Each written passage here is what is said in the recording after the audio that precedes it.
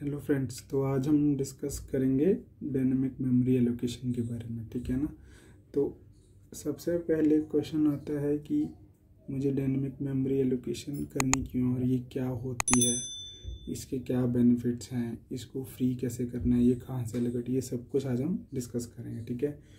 उसको अंडरस्टैंड करने के लिए मैंने क्या लिया है, एक क्लास ले ली है।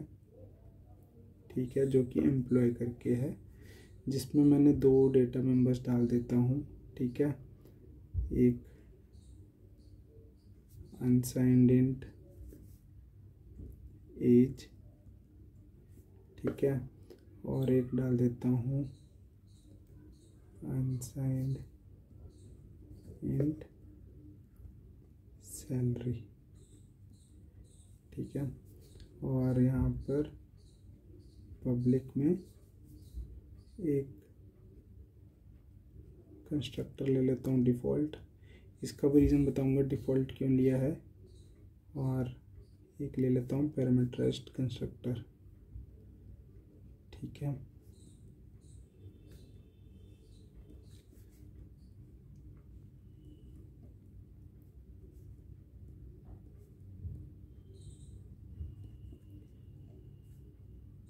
ये मैंने एज असाइन कर दी। ठीक है, और ये मैंने सैलरी को असाइन कर दिया। ठीक है, अभी इसको ऐसे छोड़ देते हैं इस क्लास को। ठीक है, और अब हम मेन फंक्शन पर आते हैं। ठीक है ना। तो सबसे पहले ये देखते हैं कि डायनेमिक मेमोरी एलोकेट करते कैसे हैं। ठीक है, तो उसके लिए क्या किया मैंने, एम्प्लॉय क्लास का पॉइंटर लिया, उसका ऑब्जेक्ट बनाने जा रहा हूँ मैं यूजिंग न्यू। ठीक है, इसमें मैंने क्या डाल दिया, एज डाल दी और उसकी सैलरी डाल दी फॉर एग्जांपल। ठीक है, यूजिंग न्यू। अब ये न्यू क्या है, ये एक ऑपरेटर है। ठीक है, यूजिंग न्यू ऑपरेटर हम मेमोरी एलोकेट करते हैं डायनेमिकली। अब किन किन चीज़ों का हमें ध्यान रखना है यूजिंग न्यू। पहली बात, जब आप न्यू से ऑब्जेक्ट क्रिएट करते हो तो आपको जो ये पैरामीटर्स पास कर रहे हो वो एज पर कंस्ट्रक्टर होना चाहिए। अभी इसको कंसिडर मत करिए, ये किसी और रीज़न के लिए मैंने भी डाला है, लेके चलिए क्लास में नहीं है। ठीक है ना, और हमने ये डाला है। तो आपको न्यू, जब आप ऑब्जेक्ट क्रिएट कर रहे हो यूजिंग न्यू, तो आपको ये ध्यान रखना है कि कंस्ट्रक्टर जो बेसिकली हम आर्ग्यूमेंट्स पास कर रहे हैं वो एज पर द कंस्ट्रक्टर हो, अदरवाइज ये कंपाइलर एरर आ जाएगा। ठीक है, पहली बात। ठीक है, दूसरी बात ये है कि अब ये न्यू काम कैसे करता है। ठीक है ना, न्यू क्या करता है, पहली चीज़, ये ऑटोमेटिकली आपके ऑब्जेक्ट का साइज कैलकुलेट करेगा। ठीक है, उसके लिए मेमोरी एलोकेट करेगा। ठीक है, फिर कंस्ट्रक्टर कॉल करेगा। ठीक है, और फिर आपको पॉइंटर रिटर्न करेगा ऑफ टाइप एम्प्लॉय। ठीक है, अब आप सी की तरफ आ जाइए। सी में हम यूज़ करते थे मैलोक। मैलोक में क्या, हमें साइज़ खुद कैलकुलेट करना पड़ता था। करेक्ट, वो यहाँ पर ख़त्म हो गया। ठीक है, मेमोरी एलोकेट वो भी करता था मैलोक। ठीक है, लेकिन वो कंस्ट्रक्टर कॉल नहीं करता था, या कह लीजिए उस ऑब्जेक्ट को इनिशियलाइज नहीं करता था। ठीक है ना, मैलोक में ये नहीं होता था, ये भी खुद टेक केयर करना पड़ता था। ठीक है, और वो पॉइंटर क्या रिटर्न करता था, वॉइड। तो बेसिकली हमें उसे टाइप कास्ट करना पड़ता था अकॉर्डिंग टू आवर नीड। यहाँ पर भी हमें वो ज़रूरत नहीं है। तो इन सब को बेसिकली ओवरकम करने के लिए या इसको इम्प्रूव करने के लिए ये न्यू ऑपरेटर लाया गया। अब आप ये देखिए, मुझे साइज़ की टेक केयर नहीं करना है। ठीक है ना, और मुझे ये भी ध्यान नहीं रखना कि मेरा ऑब्जेक्ट अभी तक इनिशियलाइज हुआ भी है कि नहीं बिफोर यूजिंग इट। ठीक है, वो भी टेकन केयर हो गया। ठीक है, और टाइप कास्ट का भी ध्यान नहीं रखना, अपने आप टाइप कास्ट टेक केयर करता है ये। ठीक है, अच्छा, एक और चीज़, मैलोक में हम क्या चेक करते थे, नल के लिए चेक करते थे कि मेमोरी एलोकेट हुई भी है कि नहीं। यहाँ पर हमें वो चीज़ ध्यान नहीं रखनी, ठीक है ना। उसमें क्या होता है वो मैं अभी बताता हूँ आपको, लेकिन अब यहाँ पर हमें नल पॉइंटर का ध्यान रखने की ज़रूरत नहीं है, क्योंकि होता क्या है कि अगर in case new memory allocate नहीं कर पाता तो वो एक्सेप्शन थ्रो करता है, ठीक है ना। ठीक है, ये चीज़ हो गई न्यू से। अच्छा, ये न्यू की जो मेमोरी है वो एलोकेट होती है आपकी हीप सेगमेंट से, आपकी सेगमेंट ऑफ अ प्रोसेस से, ठीक है ना। तो ये चीज़ें ध्यान रखने वाली है न्यू के लिए, ठीक है ना। अब अच्छा, एक और चीज़, न्यू को मैंने क्या बोला, ये एक ऑपरेटर है, और ऑपरेटर ओवरलोडिंग तो हम ऑलरेडी डिस्कस कर चुके हैं, ठीक है ना, वो भी आप देख सकते हैं। तो न्यू को भी हम ओवरलोड कर सकते हैं, न्यू ऑपरेटर को भी, वो हम बाद में डिस्कस करेंगे नेक्स्ट वीडियो में। लेकिन हाँ, क्योंकि ये ऑपरेटर है, इसको आप ओवरलोड कर सकते हैं, ठीक है।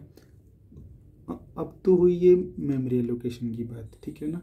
अब इस मेमोरी एलोकेट को, लेट्स से आपको बहुत बड़ा प्रोग्राम है, बहुत बड़ी एप्लीकेशन है, आपने न्यू किया, ठीक है ना, किसी भी ऑब्जेक्ट को लेके, किसी भी क्लास को लेके उसका एक ऑब्जेक्ट बनाया यूजिंग न्यू। अब आपको लगता है कि मेरा इसका स्कोप ख़त्म हो गया है। जनरली क्या होता था, जो आप स्टैक में क्रिएट करते थे, लाइक फॉर एग्जांपल मैंने यहाँ पर ऐसे ही क्रिएट कर दिया, एम्प्लॉय EMP 50,000, ये तो आपने एक स्टैक में क्रिएट किया। जैसे इसका स्कोप बाहर जाएगा ये अपने आप डिलीट हो जाएगा, है ना। लेकिन न्यू के केस में ऐसा नहीं होता। इसके लिए आपको एक्सप्लिसिटली आपको मेमोरी जो एलोकेट हुई है वो आपको फ्री भी करनी है। अब वो फ्री कैसे करेंगे, वो हम फ्री करते हैं यूजिंग डिलीट, ठीक है ना। अब डिलीट का प्रोसेस उल्टा होता है। देखिए न्यू में क्या होता था, size calculate, memory allocation, constructor, फिर रिटर्न पॉइंटर, ठीक है ना। अब इसमें क्या होगा, आप खुद देखो, डिलीट करना है तो मैं सबसे पहले क्या करूँगा, डिस्ट्रक्टर कॉल करूँगा, ठीक है ना, क्योंकि उसके अंदर, उस क्लास के अंदर कोई भी मेमोरी एलोकेटेड है उसको भी तो डिलीट करना है ना, वो करना है, ठीक है। उसके बाद मैं मेमोरी डी एलोकेट कर दूंगा, मेमोरी फ्री कर दूंगा, ठीक है ना।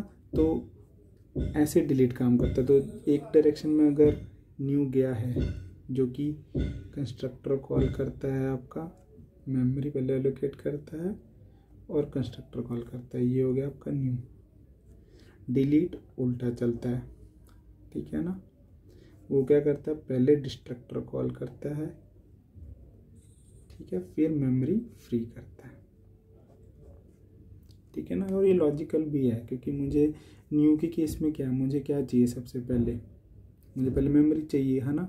मेमोरी चाहिए तभी तो जाके मैं उसके मेंबर्स को इनिशियलाइज कर सकता हूँ, ठीक है ना। और डिलीट में क्या चाहिए, जो मेरा जो ऑब्जेक्ट है उसको पहले मैं डिस्ट्रक्ट करूँगा, कि अगर इन केस मैंने इसमें कोई पॉइंटर वेरिएबल ले रखा है इस क्लास में, उसकी भी मेमोरी एलोकेट कर रखी है, ठीक है ना। तो उसको भी तो डिलीट करना है ना पहले, तो उसको डिलीट करूँगा पहले मैं डिस्ट्रक्टर में यहाँ पे,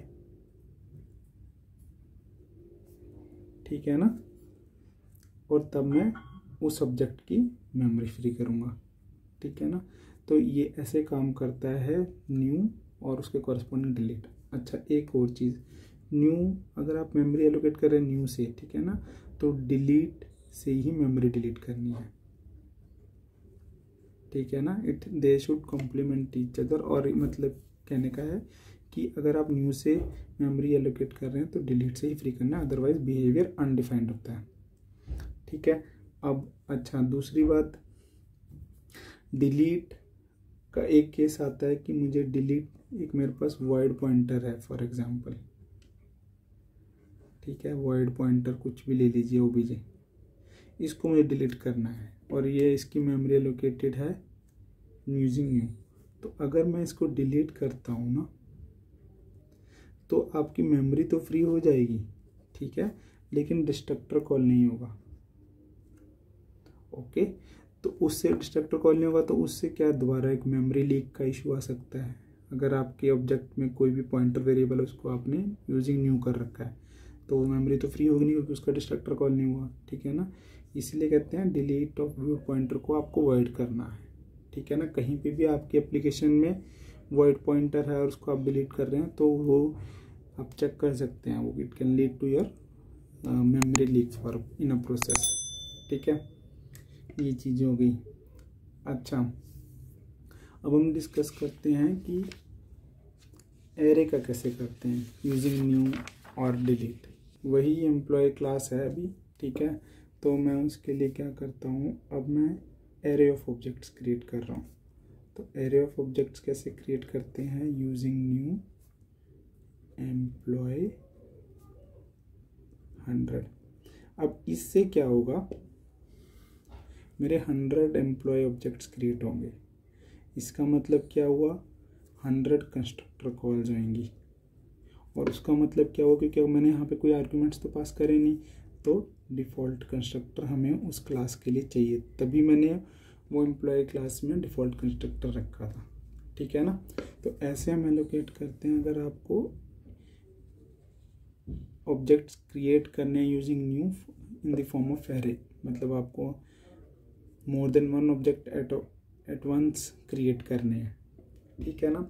अब दूसरी चीज़, इसी मेमोरी को डिलीट कैसे करेंगे। अगर लेते मैं डिलीट ऐसे कर देता हूँ, ठीक है ना, उससे क्या होगा कि इस पॉइंटर पे जो भी मेमोरी है उसे कॉरस्पॉन्डिंग एक ऑब्जेक्ट डिलीट हो जाएगा बस, ठीक है ना। क्योंकि कंपाइलर को क्या पता है कि ये एज एन एरे एलोकेट हुआ है कि नॉर्मल है, करेक्ट। तो उसको बताने के लिए, कंपाइलर को बताने के लिए कि बॉस ये एक एरे था जिसकी मैंने मेमोरी एलोकेट की थी, तो आपको उसको ऐसे डिलीट करना है।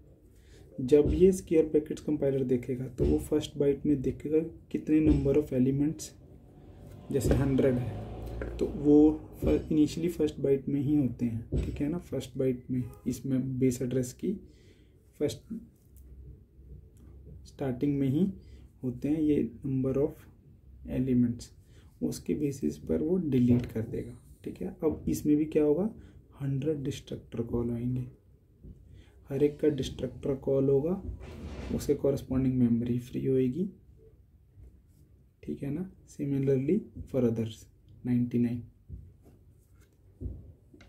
ठीक है। ऐसे हम करते हैं एरे के फॉर्म में मेमोरी एलोकेशन और डिलीशन भी।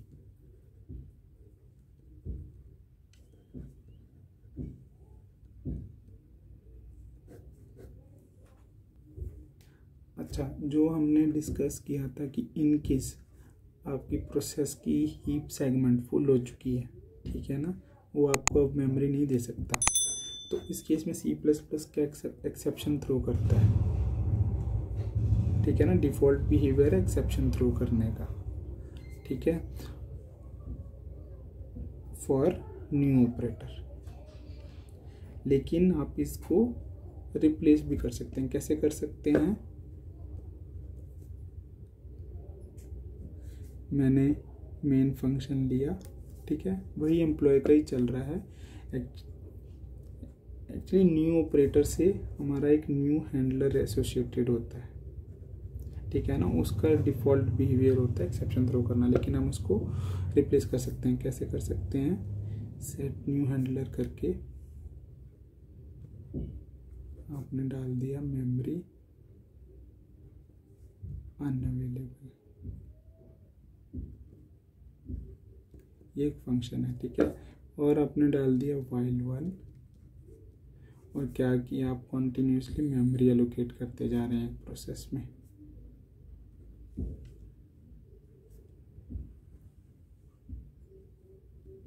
ठीक है ना। अब इससे क्या होगा, ये लूप कंटिन्यूसली चलेगा, ठीक है ना, और कंटिन्यूसली मेमोरी एलोकेट करता जाएगा 100 ऑब्जेक्ट की।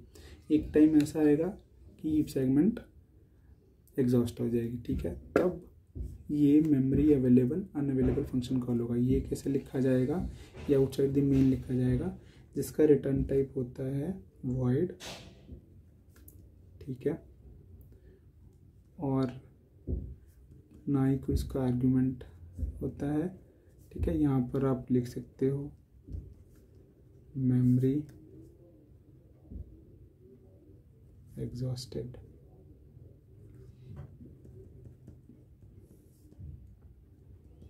और यहाँ से अपनी प्रोसेस को आप एग्जिट कर दो। ठीक है ना, ये तरीका होता है इन केस चेक करने का कि इन केस आपकी हीप मेमोरी एग्जॉस्ट हो जाती है तो वो कैसे पता कर सकते हैं। ठीक है ना, तो नेक्स्ट वीडियो में हम डिस्कस करेंगे न्यू और डिलीट ऑपरेटर को ओवरलोड कैसे करते हैं। Okay, thank you.